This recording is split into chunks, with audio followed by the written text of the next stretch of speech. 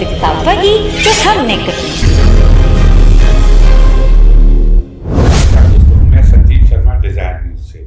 आज face to face big shot हमारे program के अंदर एक ऐसी शख्सियत है जिनको किसी भी रिकग्निशन की, किसी भी नाम की कोई पहचान की जरूरत नहीं है। आज हमारे साथ हैं रविकांत चड्ढा जी, जो कि सीनियर एडवोकेट हैं दिल्ली हाई कोर्ट के, सुप्रीम कोर्ट के अंदर उनका बहुत बड़ा स्टेक है और जितने केसेस उन्होंने किए हैं उनके बारे में गिनती करना 4 दशक से वो इस प्रोफेशन के अंदर हैं। एक बहुत ही हम्बल इंसान है और जिस तरीके से केसेस को वो स्टडी करके और जिताते हैं वो अपने आप में एक मिसाल है।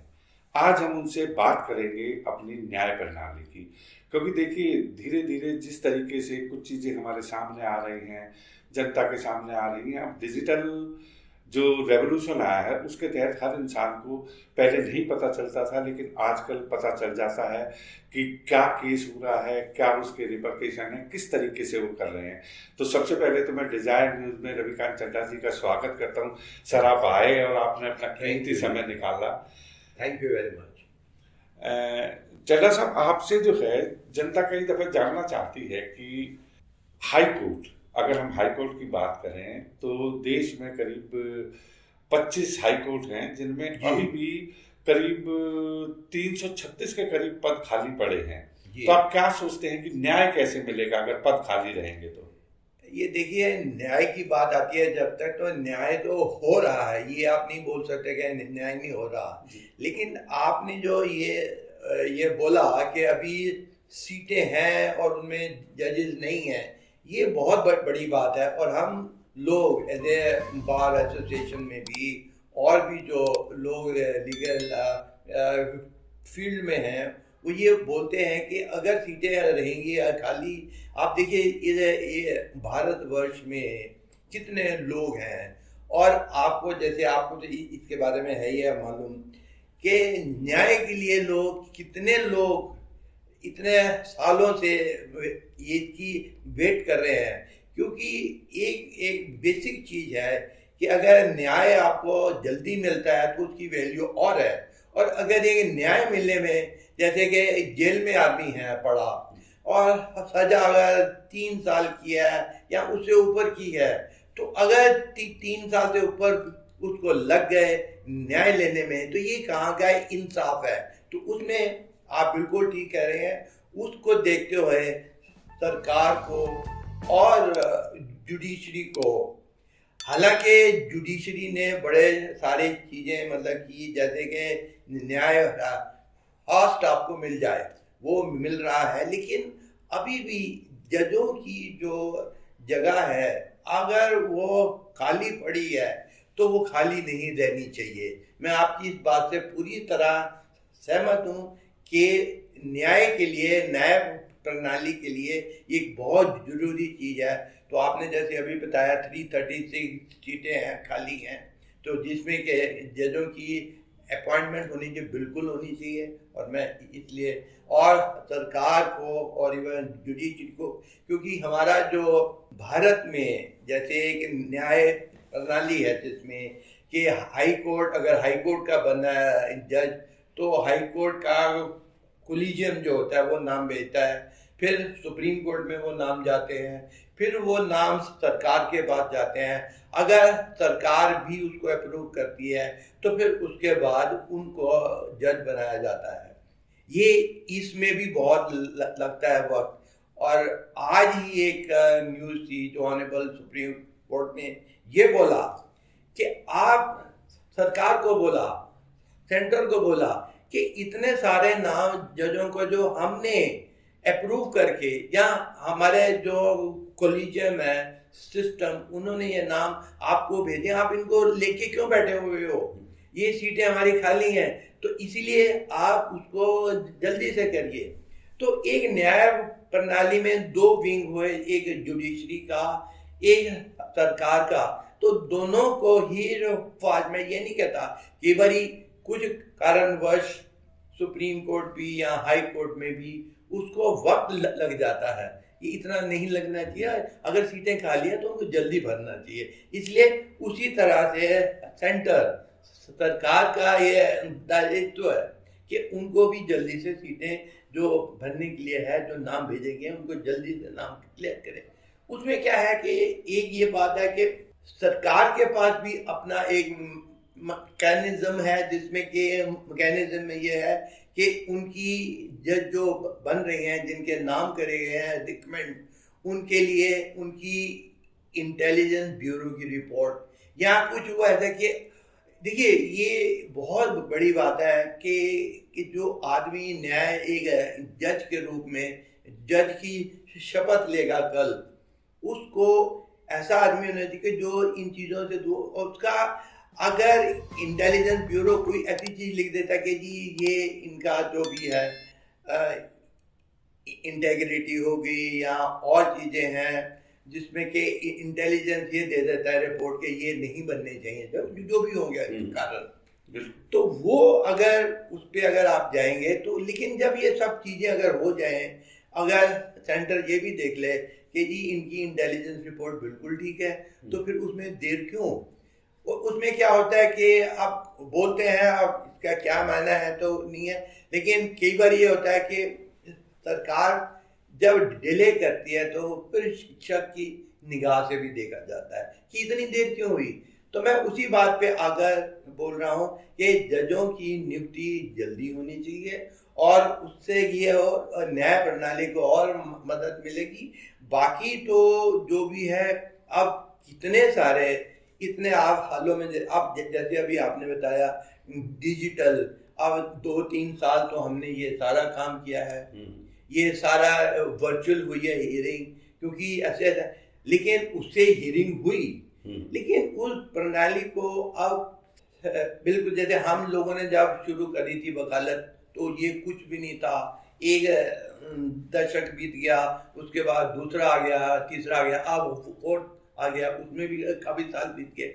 लेकिन आपको जुडिशियल सिस्टम को मजबूती के लिए ये अपने आप को एडॉप्ट करना पड़ेगा, और हमने भी किया और हम भी करते हैं अब, और हम किसी की नहीं लेते मदद जब वर्चुअल हियरिंग होगी। ये इसलिए कि जिसके लिए आप कोर्ट में हो रहे हो पेश, उसको न्याय अगर जल्दी मिलेगा तो उसकी वैल्यू और है। अगर न्याय दो जाए तो फिर आप क्या करोगे।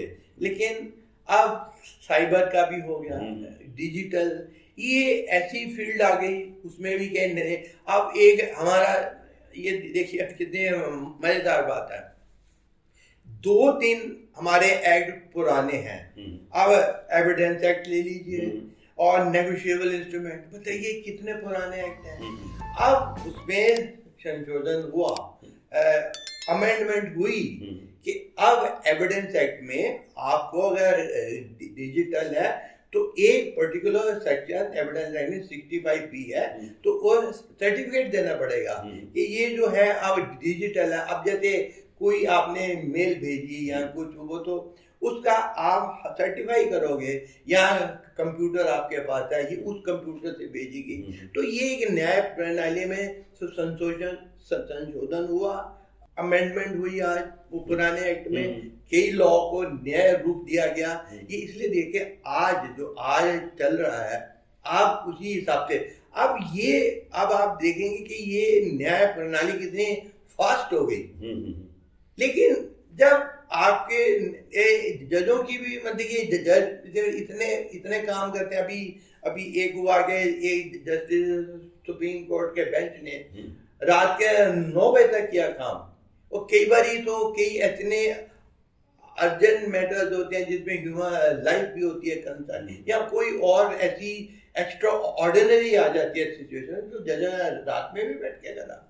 क्योंकि ह्यूमन जो लिबर्टी है वो दैट इज फॉरमोस्ट थिंग। इंसान की जो लिबर्टी है, आप बिना बात के उसको छेड़ नहीं सकते, आप बिना बात के किसी आदमी को जेल में बंद नहीं कर सकते। तो सारा प्रणाली है ये, बिल्कुल। तो उसमें उसकी अर्जेंसी को देखते हुए, सारी बातें देखते हुए ये कानून अपना काम कर रहा है, जजेस काम करते हैं। अब देखिए जजेस, आपने की जजमेंट्स देखी होंगी तो कितना उनको लिखना पड़ता है, मतलब सबको जाके, और फिर एक सुप्रीम कोर्ट को देखिए, इवन हाई कोर्ट, कि उनकी जजमेंट सारे ये देश के लिए बाइंडिंग है। और आज तो मैं I proudly say that our country, our judgments in foreign countries are they are means they read that. अब जैसे आर्बिट्रेशन है, ये फील्ड आगे बढ़ रही है, और अभी और कई हैं लॉ। अब देखिए IPR है और कितने सारे हैं जिसमें कि फील्ड इंटरनेशनल भी हम। तो हमें इस, और जिस हाई कोर्ट को मैं बिलोंग करता हूँ, दिल्ली हाई कोर्ट, उसमें तो हमारे यहाँ से बड़े बड़े वकील निकले देखिए, और जो कानून के माने जाते तो हमको बड़ा अच्छा लगता है कि हम वहाँ कर रहे हैं वकालत। तो ये मेरा मानना है, ये थोड़ा संक्षिप्त रूप में मैंने आपको बताया। नहीं, आपने बहुत अच्छी बात की। देखिए, आपने एक टॉपिक उठाया कि इंसाफ जो है अगर समय पे मिले तो सबसे अच्छा है। आज हमारी रिकग्निशन इंटरनेशनल लेवल पे है, जस्टिस डिनाइड, डेफिनेटली। अच्छा, एक चीज हम और जानना चाहेंगे कि अभी रिसेंटली एक हमारे जो लॉ मिनिस्टर हैं किरण रिजिजू, उन्होंने कहा कि जो कॉलेजियम सिस्टम है वो इतना इफेक्टिव नहीं है, क्योंकि जो हमारे जजेस हैं वो जस्टिस डिलीवर करने की बजाय उनका टाइम सिर्फ उसी में चला जाता है कि वो जजेस को रिकमेंड करें। तो क्या आप ऐसा सोचते हैं कि जुडिशरी के अंदर जो भी अपॉइंटमेंट है वो सरकार करे, या जो सिस्टम ऑलरेडी हमारा कॉलेजियम का है वो बेटर है? उसमें मैं एक बात आपको बताना चाहूँगा कि एक सुप्रीम कोर्ट ने एक जजमेंट दी थी जो अभी तक हो रही है फॉलो, जो सेटिस्फाइड नहीं हुई या उसको कोई उसके ऊपर कोई नीच चीज नहीं आई। उसमें कॉलेजियम सिस्टम के लिए उन्होंने कहा था कि ये सबसे अच्छा है सिस्टम, जिसमें अंडर दी विजडम ऑफ जज, देखिए जज वकील, अब वकील को कहने के वकील है ना, ये ऑफिसर है, वो भी कोर्ट का ऑफिसर माना जाता है।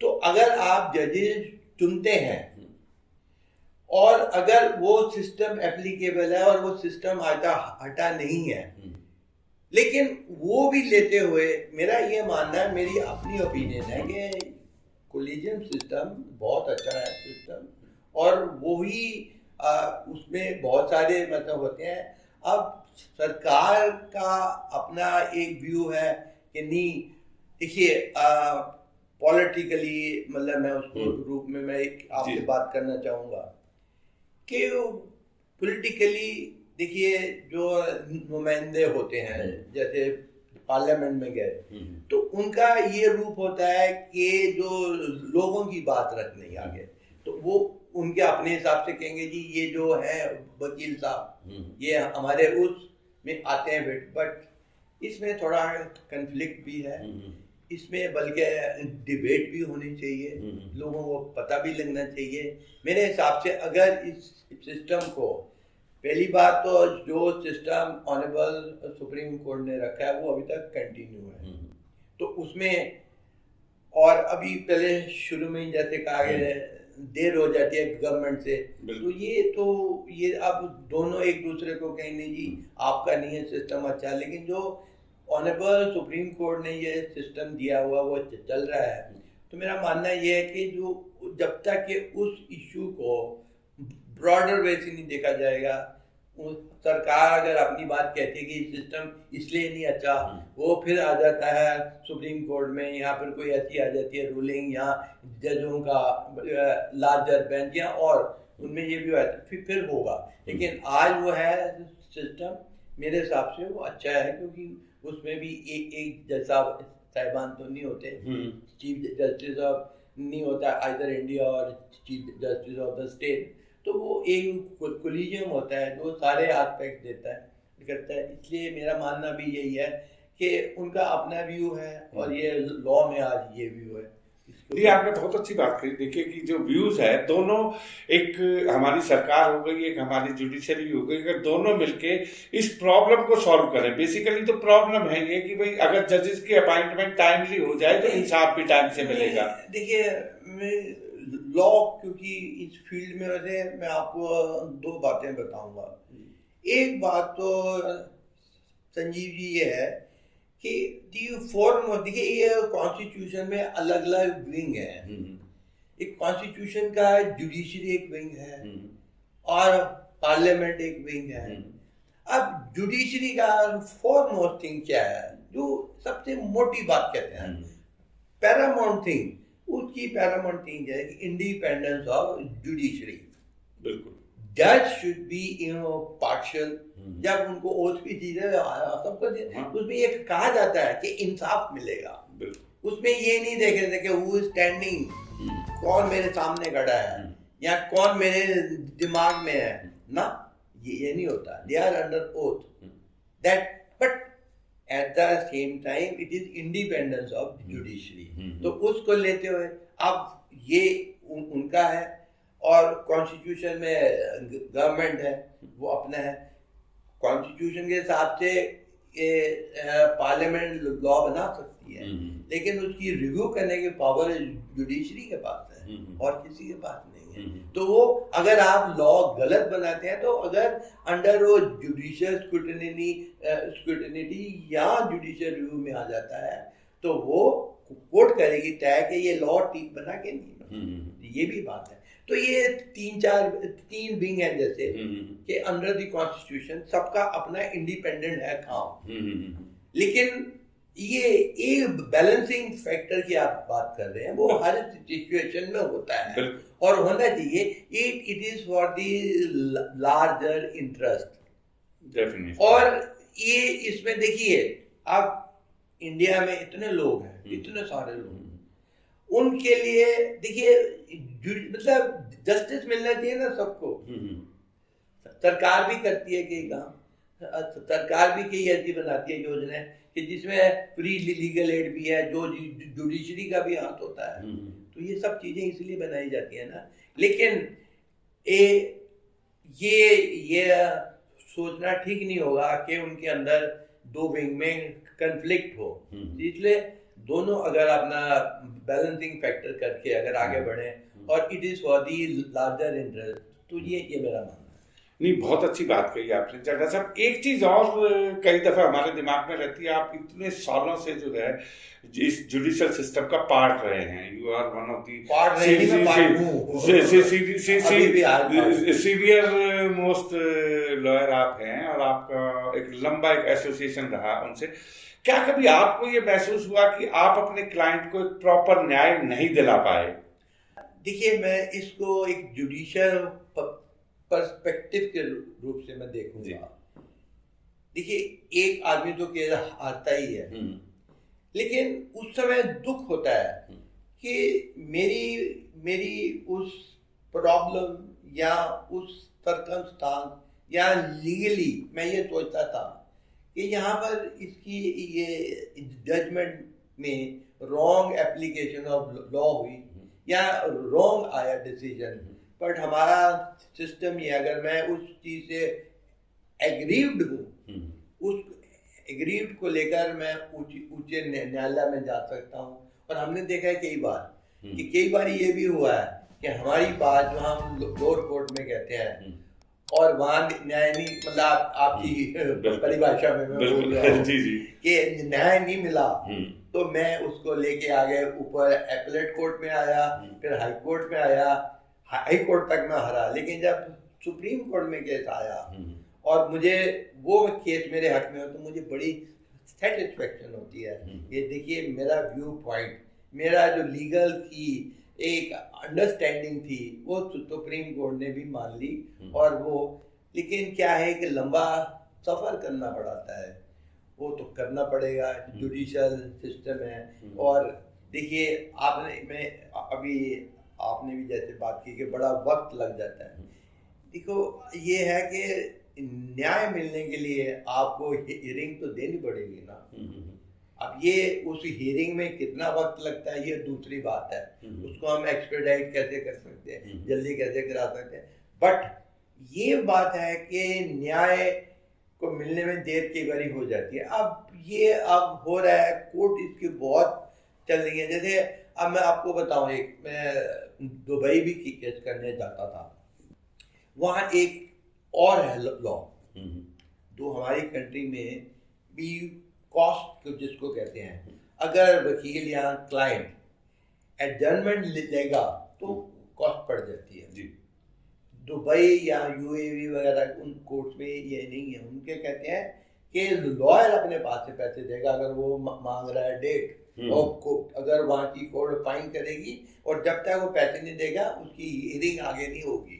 तो ये एक अब ये भी, बट हमारी कंट्री का सिस्टम हो रहा है, उनका सिस्टम हो रहा है, वो फास्ट बहुत ज़्यादा है वो, बट वो अपनी उनकी रूपरेखा है। हमारे सिस्टम में इस चीज़ पे भी थोड़ा, हालांकि courts are getting now very strict, यानी किसी वजह, हालांकि लॉ भी बड़ा चेंज हुआ, प्रोसीजर भी चेंज हुआ, लेकिन जब तक आप वही जल्दी नहीं कराएंगे, लेकिन उसका एक हमारा डिफ़िकल्टी क्या है, फिर वही बात आ जाती है कि जजेस थोड़े हैं और वो they are over burden with the work, तो ये समझते हैं कुछ है, तो फिर वही अगेन सरकार को भी चाहिए जुडिस को उसको कैसे करें। नहीं, आपने बहुत कई चीजें जो आपने बड़ी अच्छी वो कही। देखिए सिस्टम में अगर हमारे वकील भी उतने इफेक्टिव हैं, वो भी जाते हैं, अगर वो खुद डेट ना लें और थोड़ा सा केस को कोशिश करें कि फास्ट करने की, तो एक आदमी को इंसाफ जल्दी मिल भी सकता है। और दूसरी जो अभी एक चीज और आपसे जानना चाहेंगे कि अभी हमारे नए चीफ जस्टिस आए हैं, जस्टिस डी.वाई. चंद्रचूड़ जी, जो कि लंबे समय तक रहेंगे। आपको क्या लगता है कि कुछ चेंजेस हमारी न्याय प्रणाली में आएंगे? बहुत अच्छी बात है, फादर साहब भी उनके रह चुके हैं chief justice of India, and he is the 50th chief justice of India, and वो एक लीगेसी कहते हैं जिसको, वो चलती आ रही है। तो वो भी उनके भी टाइम जब वो थे तो बड़े बहुत लैंडमार्क आए थे, जजमेंट्स वगैरह भी आए थे। And first of all, since he now our chief justice, तो I wish on as an advocate senior good luck. लेकिन हर एक जो चीफ जस्टिस ऑफ इंडिया, मतलब उनका अपना व्यू पॉइंट होता है, उनके दिमाग में क्या है उसको वो न्याय प्रणाली को जैसे फास्ट ट्रैक है, उनके अपने व्यूज होते हैं।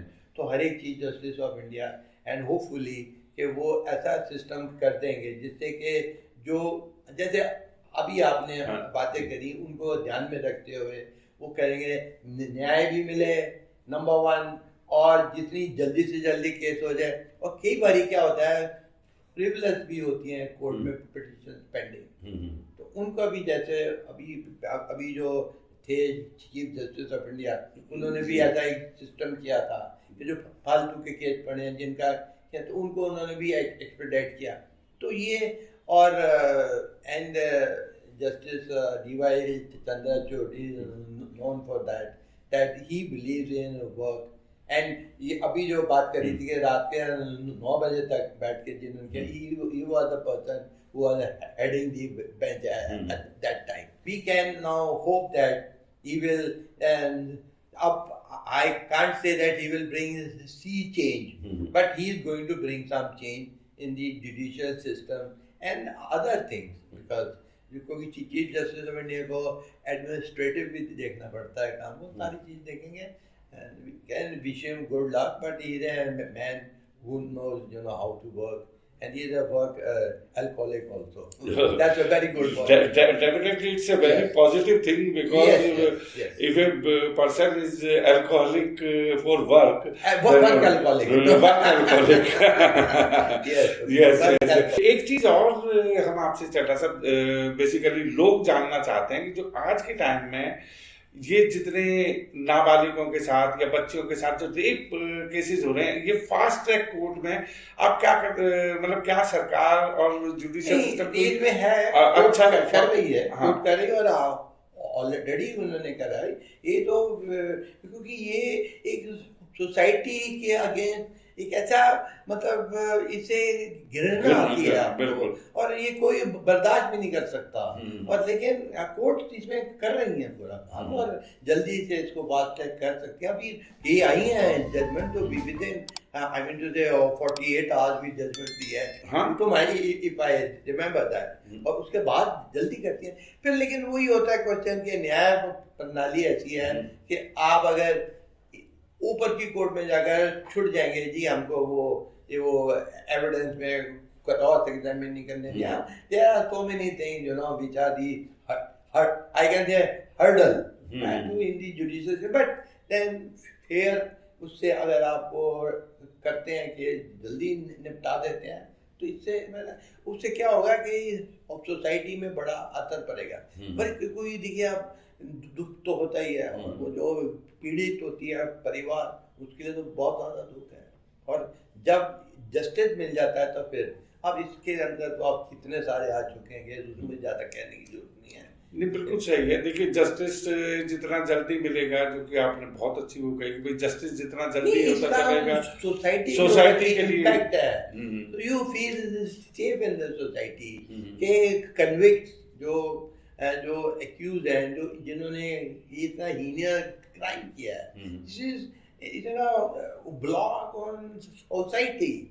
It should not have happened, and this has happened. The brutality and all, you know, so many things which one feels concerned that what in society में हम ऐसे रह रहे हैं जहाँ पर ये होता है, तो उसके लिए भी बहुत बड़ी बात है. तो उसमें एक ब्रॉडर व्यू ये लेके, तो ये तो होना चाहिए जल्दी, जितना जल्दी हो सकता है.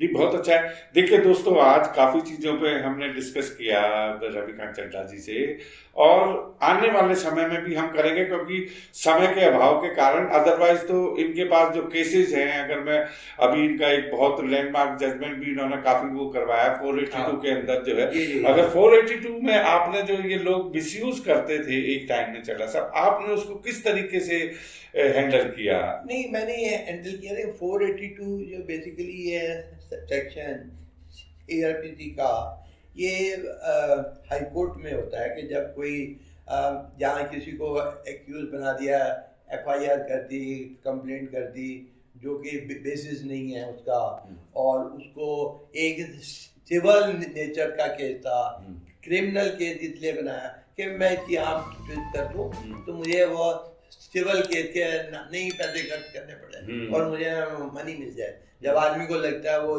जेल जाएगा वगैरह, लेकिन इस तरह के झूठे केस जो होता है, तो वो उसके रिपोर्ट में फैक्ट रहते थे कि उनको ऐसे ही जिसका कि जिस आदमी से विवेक ओबराय या सुरेश ओबराय, उनके फादर जो भी एक्टर हैं, उनका लेना नहीं था, वो आके आदमी ने हमारे खिलाफ, मतलब इनके खिलाफ किया कि, और मैंने उनको डिफेंड किया. And the honourable high court, the wisdom of that, उन्होंने हमारी बात मानी.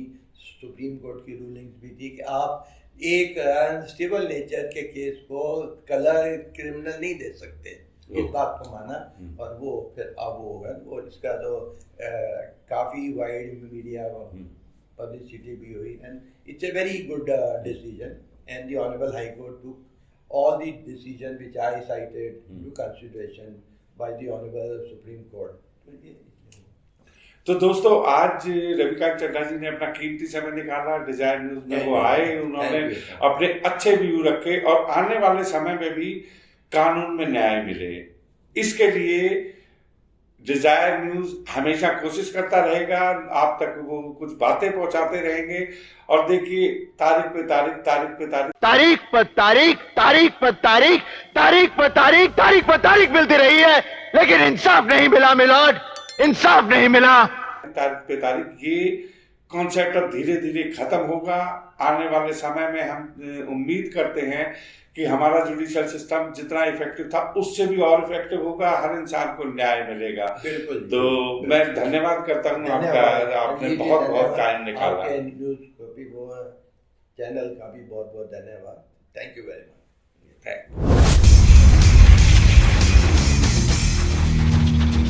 ऑन डिजायर न्यूज, वास्तविकता वही जो हमने कही.